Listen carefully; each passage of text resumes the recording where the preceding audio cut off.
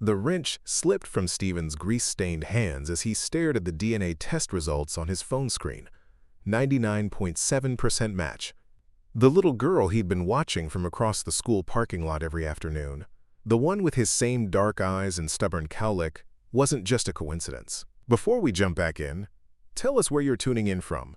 And if this story touches you, make sure you're subscribed, because tomorrow I've saved something extra special for you. She was his daughter, and her adoptive mother, the woman whose luxury sedan he'd just spent 3 days rebuilding from the ground up, was Victoria Ashford, the billionaire tech mogul who had no idea that the mechanic she'd barely acknowledged was about to turn her perfectly ordered world upside down.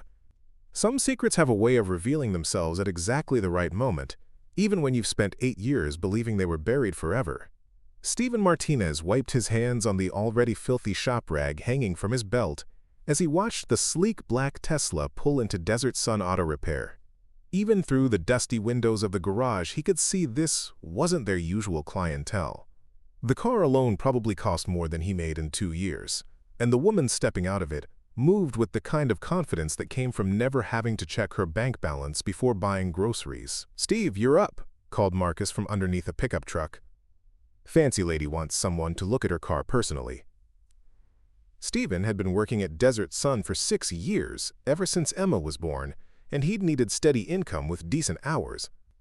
The owner, Jim Rodriguez, was good people. The kind of boss who didn't ask too many questions about why a guy with a mechanical engineering degree from Arizona State was changing oil and rotating tires instead of designing aircraft engines. Some stories were too complicated to explain, especially when they involved choosing your newborn daughter over a career that would have taken you away from her for months at a time. The woman approaching him was maybe 35, with auburn hair pulled back in a way that probably cost more than his monthly rent. Her business suit looked like it had never seen a wrinkle, and she carried herself like someone accustomed to boardrooms and private jets. But it was her eyes that stopped him cold, not because they were striking, though they were, but because he'd seen them before. Every morning for the past 8 years, in fact, when he helped his daughter Emma get ready for school. "Are you the head mechanic?" Victoria Ashford asked, extending a manicured hand that looked like it had never touched anything grittier than a computer keyboard. "I'm Stephen. What seems to be the problem with your vehicle?" He kept his voice professional even though his heart was doing something complicated in his chest. The resemblance was impossible to ignore, but 8 years of single parenthood had taught him that hoping for impossible things was a luxury he couldn't afford. Victoria's expression shifted from polite business mode to something approaching genuine concern. "It's making this grinding noise when I accelerate, and yesterday it just died completely at a red light downtown. My regular service center said they're booked for 3 weeks, and I have meetings in Los Angeles this weekend." Stephen nodded, leading her toward the Tesla. "Mind if I take a look under the hood?" "Of course, though I have to admit I don't know much about cars. I usually just call my assistant when something goes wrong." As Stephen popped the hood and began his examination, he found himself stealing glances at Victoria's face. The bone structure, the way she tucked her hair behind her left ear when she was thinking, even the little crease between her eyebrows when she concentrated. It was like looking at an adult version of Emma. The rational part of his mind insisted it was coincidence. Phoenix was a big city, but not big enough that genetic similarities didn't occasionally surface between strangers. Preparing and narrating this story took us a lot of time, so if you are enjoying it, subscribe to our channel. It means a lot to us. Now, back to the story. "Looks like your main drive unit is failing," Stephen said after 20 minutes of diagnostic work. "It's not something most shops can handle, but I've worked on electric vehicles before. The part alone is going to run about $3,000, and that's if I can get it expedited." Victoria didn't even blink at the price. "How long will it take?" "If everything goes smoothly, 3 days. Maybe 4. I need it in 2. Stephen looked up from the engine compartment, meeting those familiar eyes directly. "I can try, but I can't promise miracles." "I'm not asking for miracles," Victoria said, and for the first time since she'd arrived, her corporate mask slipped slightly. "I'm asking for help. My daughter has a school presentation on Friday that she's been working on for months, and I've already missed too many of her events because of work. I won't miss this one. The word daughter hit Stephen like a physical blow. He gripped the edge of the car's frame to steady himself, his mind racing through possibilities he'd trained himself not to consider. How old is your daughter? 8. She is 8 years old. The timing was perfect. Terrifyingly, impossibly perfect. I'll see what I can do, Stephen managed, closing the hood with hands that were suddenly unsteady. Leave me your contact information, and I'll call you with updates. As Victoria wrote down her details, Stephen noticed she wasn't wearing a wedding ring. Not that it mattered. Successful women like her probably had relationships more complicated than anything he could understand.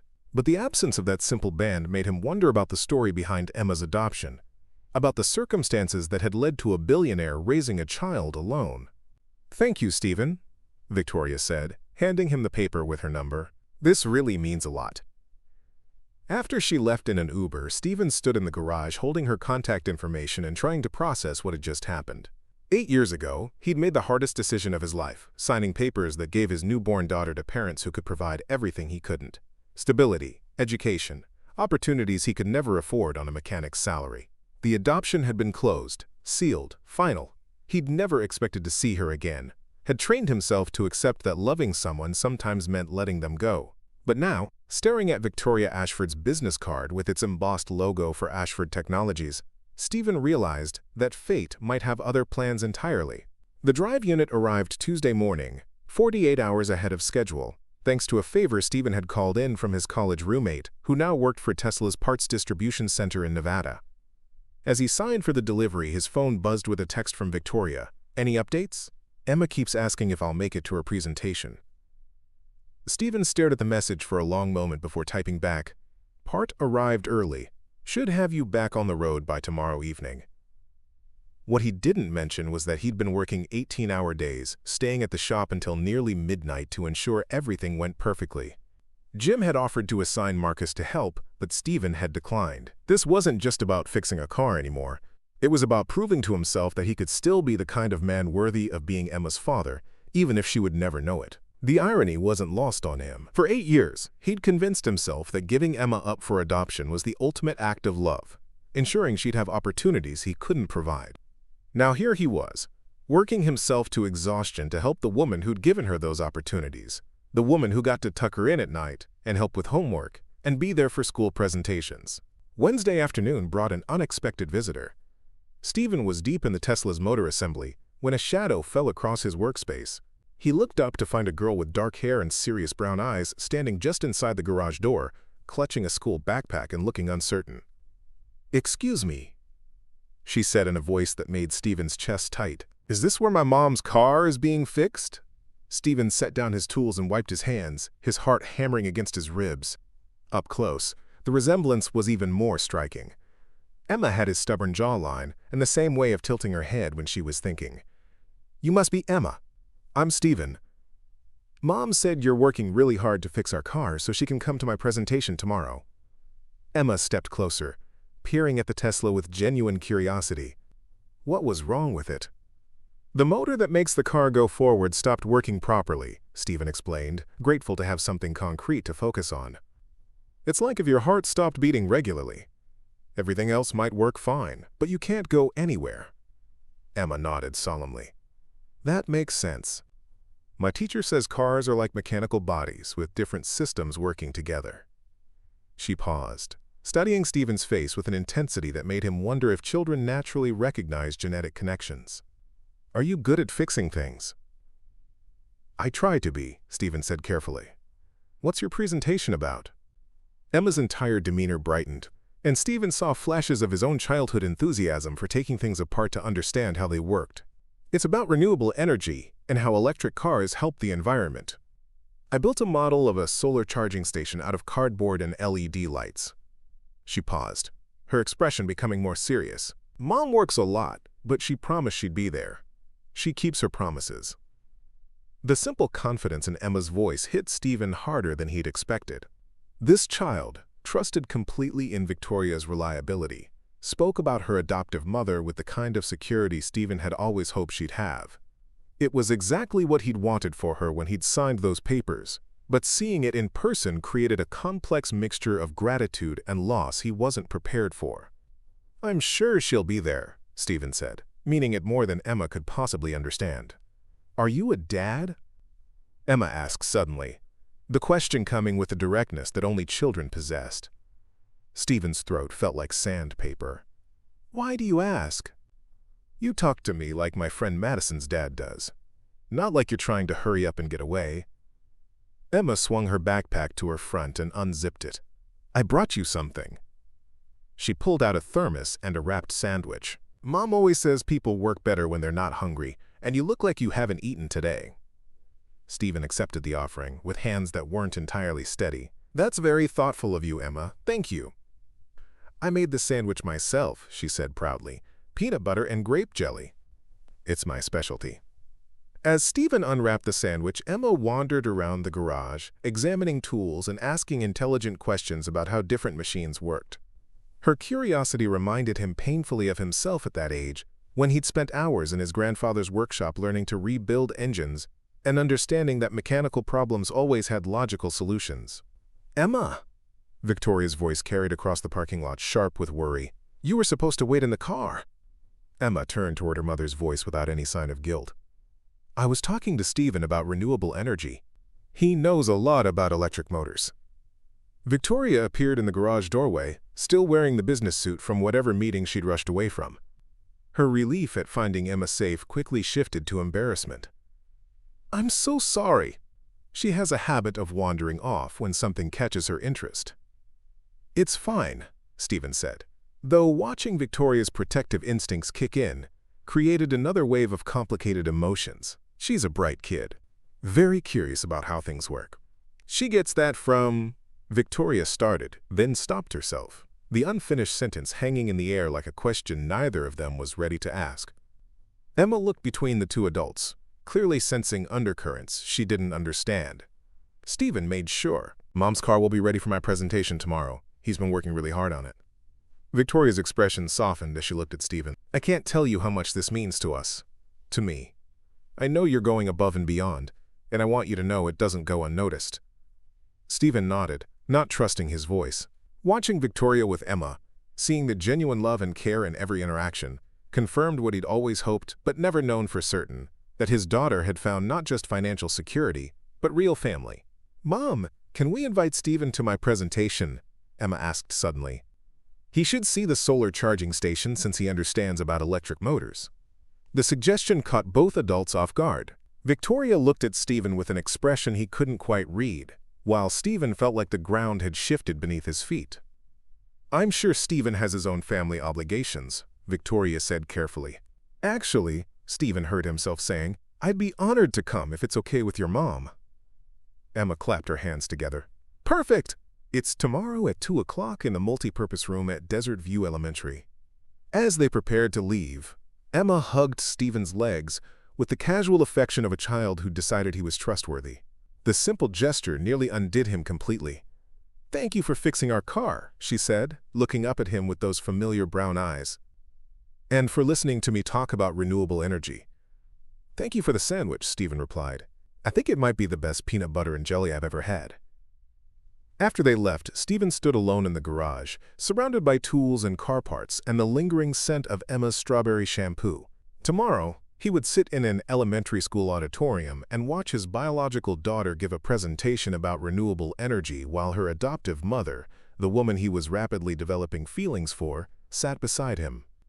The situation was complicated beyond anything he'd ever imagined, but for the first time in 8 years, Stephen allowed himself to wonder if maybe, just maybe, some stories were meant to have unexpected second chapters.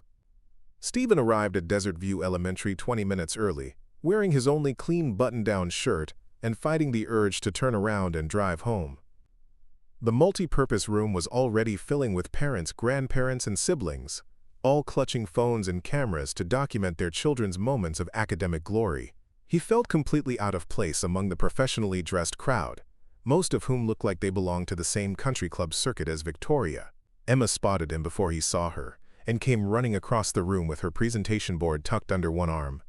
Stephen, you came!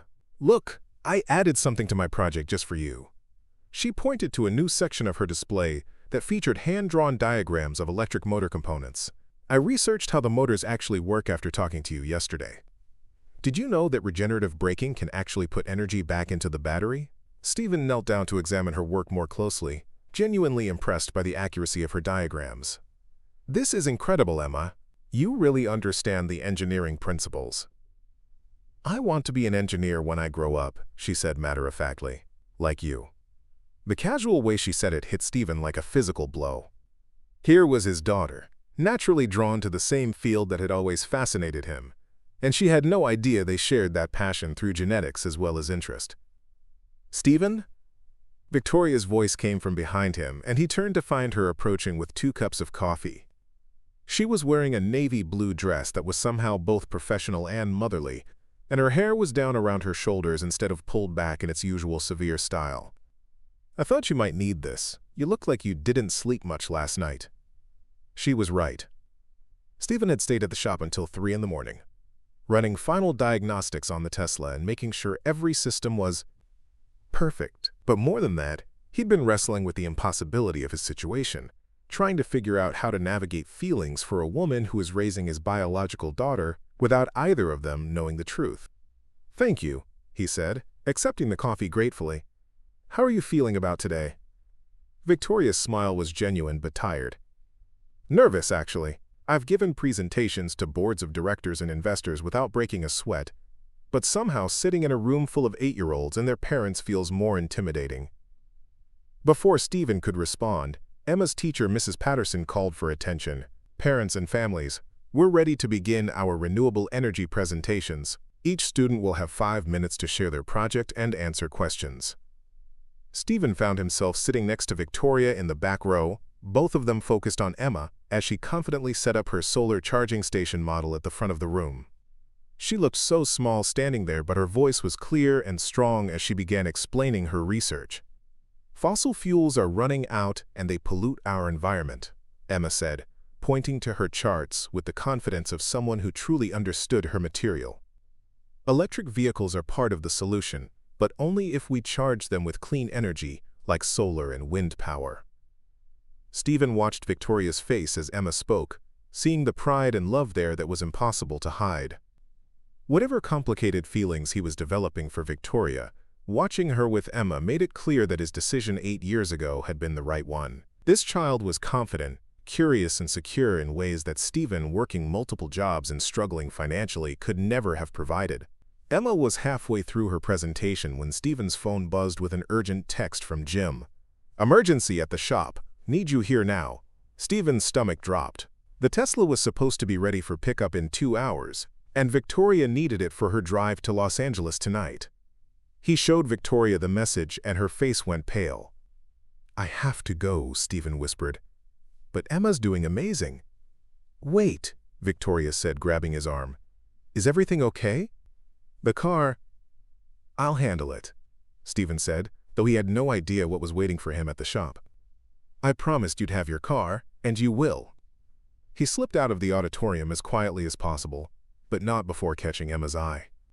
She gave him a small wave and kept talking about kilowatt hours and carbon footprints, and Stephen felt a surge of pride so intense it was almost painful. The drive to Desert Sun Auto Repair took 15 minutes that felt like hours. Stephen found Marcus standing in the parking lot with Jim, both of them looking grim. Smoke was still rising from the main bay where the Tesla had been parked. What happened? Stephen demanded, already moving toward the garage. Electrical fire, Jim said. Started about 20 minutes ago in Bay 3. Fire department just left, but Stephen...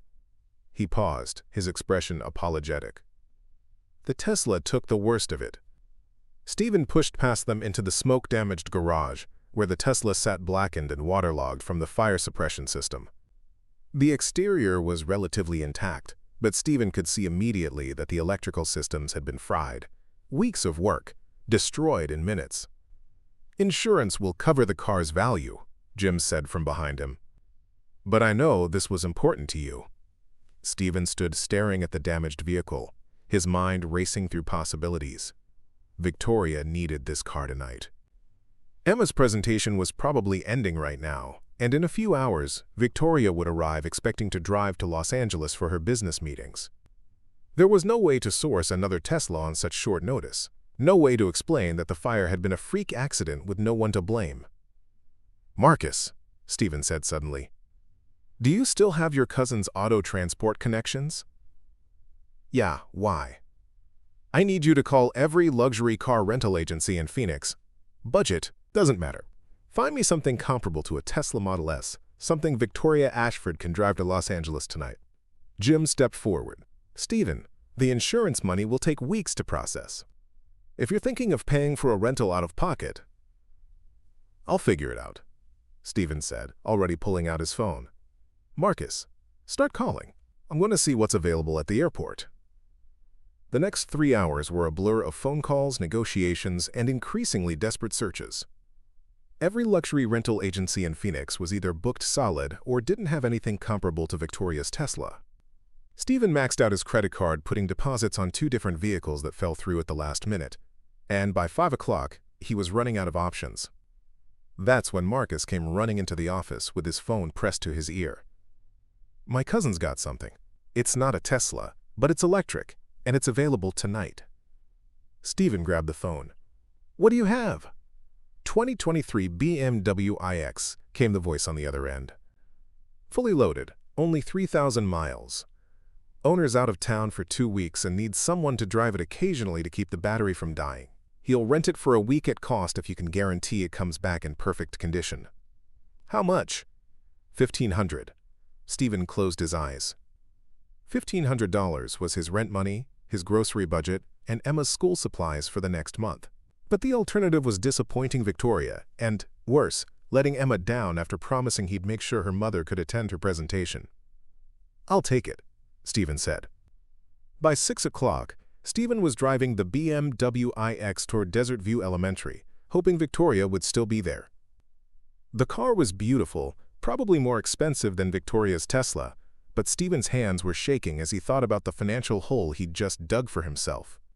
He found Victoria in the now empty multi-purpose room, helping Emma pack up her presentation materials. Both of them looked up when he walked in, and Stephen could see the question in Victoria's eyes before she asked it. "How bad is it?" she said quietly. Stephen took a deep breath. "There was a fire at the shop. Your Tesla was damaged beyond immediate repair." Victoria's face went through a series of expressions: disappointment, frustration, and then resignation. "I see. I guess I'll have to cancel my meetings." "Actually," Stephen said, pulling out the BMW's key fob, "I found you an alternative." He explained about the rental, watching Victoria's expression shift from resignation to amazement. She followed him outside to see the BMW, running her hands along its sleek lines.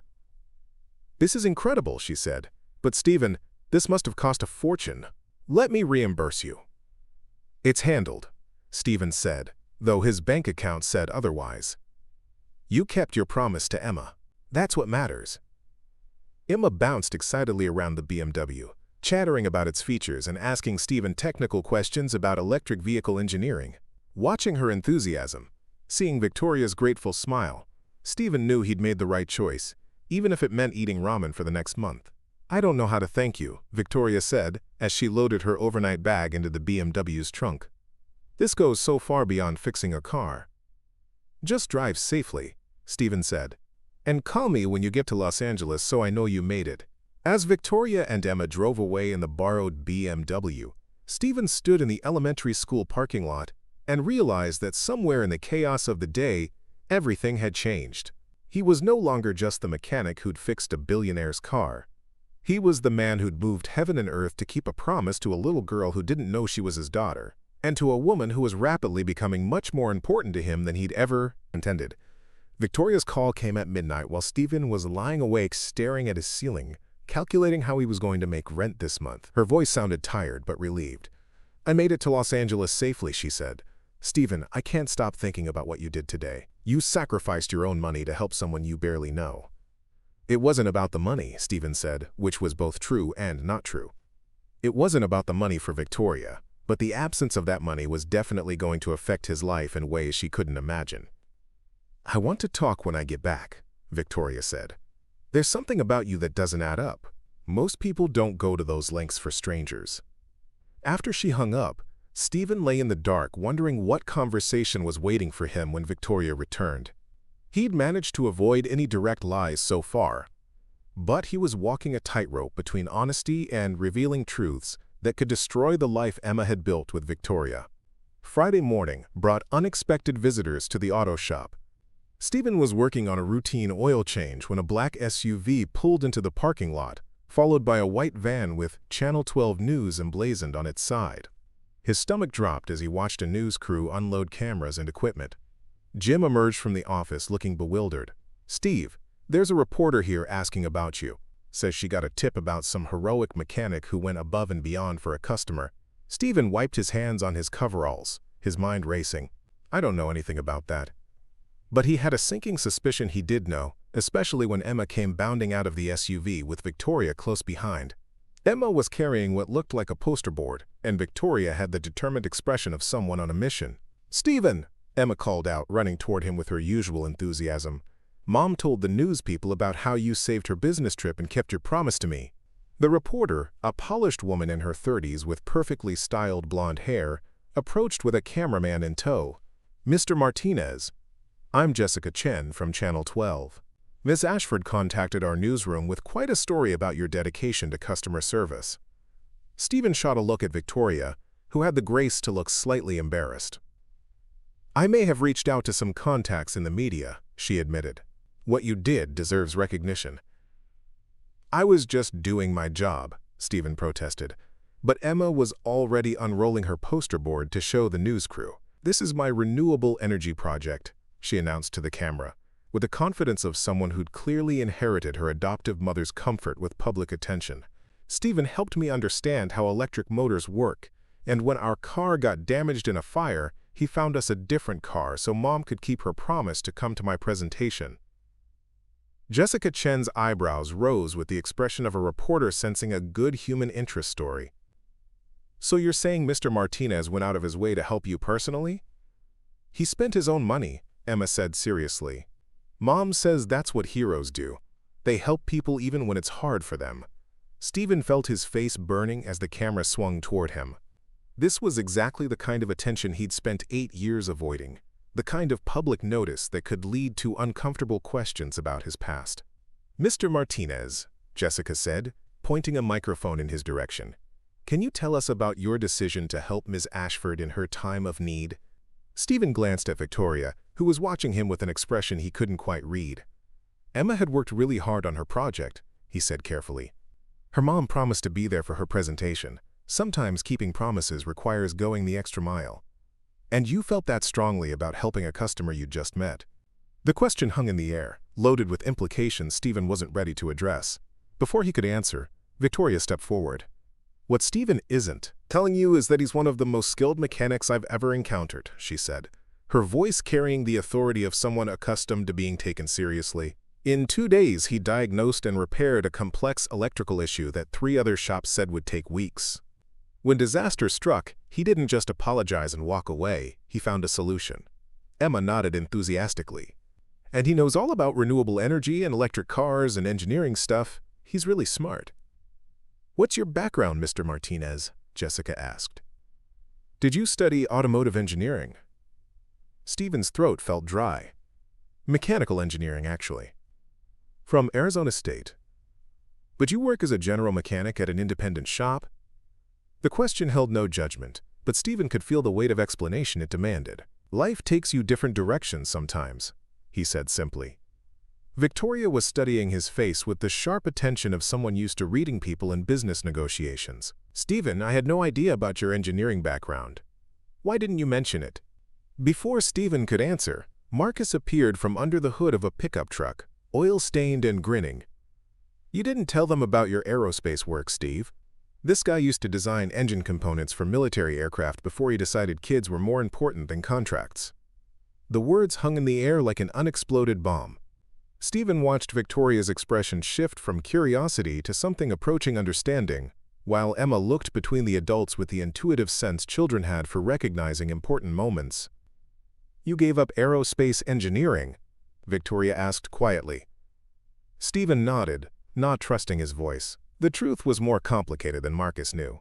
He'd given up aerospace engineering when Emma was born because the job required extensive travel, and he'd wanted to be present for his daughter's life, even if he could only be present from a distance. "For your family?" Jessica Chen pressed, clearly sensing a deeper story. "For what mattered most," Stephen said, his eyes finding Emma's face. The little girl was watching him with rapt attention, as if she understood that something significant was being revealed. Victoria stepped closer to Stephen, her voice low enough that the cameras couldn't pick it up. "We need to talk. After they leave, there are things I need to understand." The news crew spent another 20 minutes filming B-roll footage of Stephen working on cars and interviewing Jim about his employee's character. Emma insisted on demonstrating her renewable energy project again, this time explaining to the camera how Stephen had helped her understand the engineering principles behind electric vehicles. "So what's next for our hero mechanic?" Jessica asked as they wrapped up the interview. Stephen looked at Victoria, who was still watching him with that penetrating gaze that suggested she was piecing together a puzzle he hadn't realized he'd been creating. "I'm just trying to do good work and be there for the people who matter," he said. After the news crew packed up and left, Victoria sent Emma to play in the shop's small break room while she and Stephen stood outside in the Arizona afternoon heat. The weight of unspoken questions hung between them like humidity. "8 years ago," Victoria said without preamble, "I adopted a baby girl through a private agency."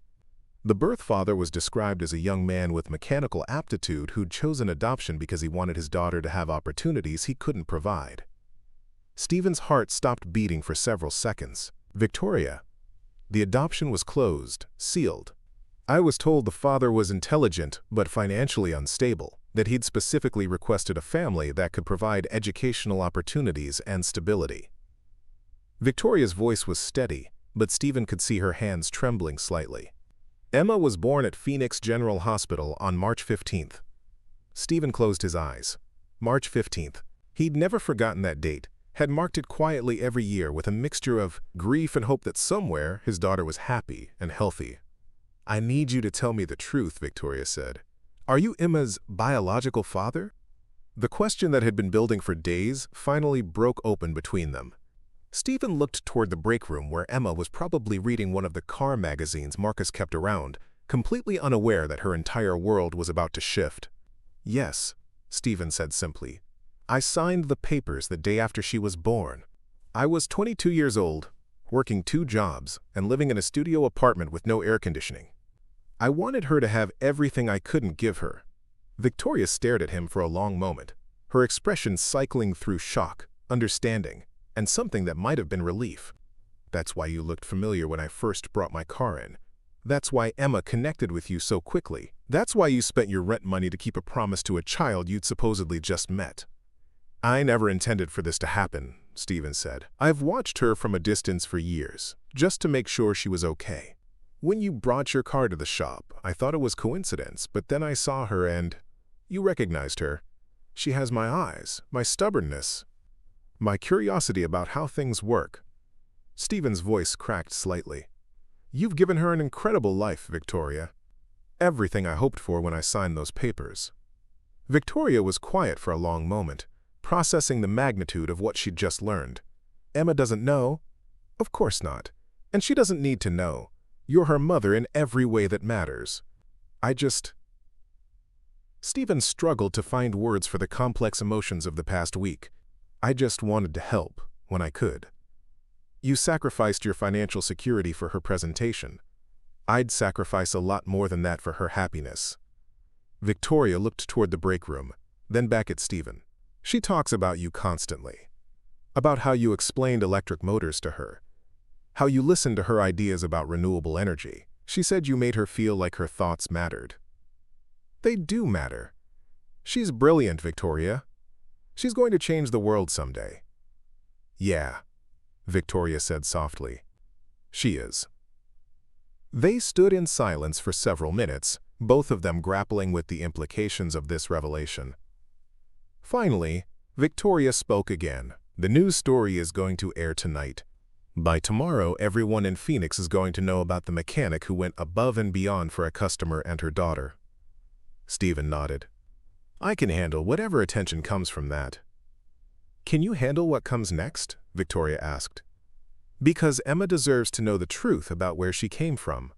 And I think she deserves to have her biological father in her life if that's something you want.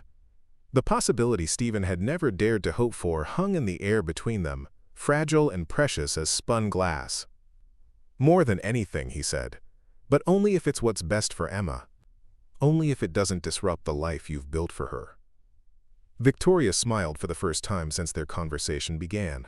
I think Emma's life is about to get a lot more interesting, and I think that's exactly what she needs.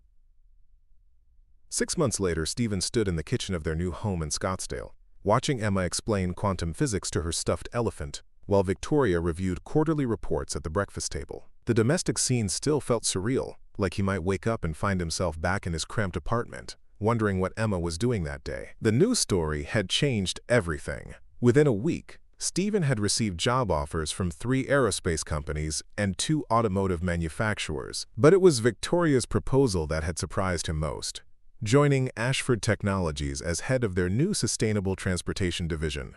"We're developing next-generation electric vehicle charging systems," she'd explained over dinner at a restaurant that definitely wasn't his usual diner fare. "I need someone who understands both the engineering and the human element of what we're building." Emma had clapped her hands together when they'd told her Stephen was her biological father. "That explains why we both love taking things apart," she'd exclaimed, as if genetics were the most logical thing in the world. The transition had been remarkably smooth, aided by family counseling and Emma's natural resilience. Now, watching his daughter debate the merits of solar versus wind power while spreading peanut butter on toast, Stephen marveled at how quickly their unconventional family had found its rhythm. Victoria handled the business empire with her usual efficiency. Stephen solved engineering problems that actually mattered, and Emma served as their unofficial consultant on everything from renewable energy to the best movies for family night. "Dad," Emma said, looking up from her breakfast, "my science teacher wants to know if you'll come talk to our class about electric vehicle design." Stephen smiled. 6 months ago, being called Dad would have made him cry. Now it felt as natural as breathing. "Of course. What should I tell them?" "Tell them how you and Mom are building charging stations that can power themselves with solar energy. Tell them how engineering can help save the planet."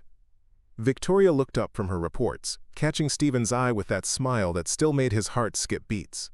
"Don't forget to mention that the best innovations come from people who care about making things better, not just making money." Their partnership extended beyond parenting. The charging station project had exceeded all projections, combining Stephen's practical engineering expertise with Victoria's business acumen and Emma's endless questions that pushed them to think differently about every problem. 3 months ago, Stephen had proposed during one of Emma's soccer games, kneeling on the sideline while their daughter scored her first goal. Victoria had said yes before he'd finished asking, and Emma had run over to hug them both, grass stains and all. The wedding was small and perfect, held in their backyard with Emma as maid of honor, and Marcus as best man. During the reception, Emma had given a speech about how families could be built in different ways, and that love was more important than biology, though biology was pretty cool too. Now, as Stephen headed off to work at Ashford Technologies, Emma grabbed his hand. "Dad, do you ever regret giving me up when I was a baby?" Stephen knelt down to meet her eyes, seeing his own curiosity reflected back at him. "I regret the time we lost," he said honestly, "but I don't regret making sure you had the best possible life. Sometimes love means making hard choices. Even when they hurt? Especially when they hurt." Emma nodded solemnly, then brightened.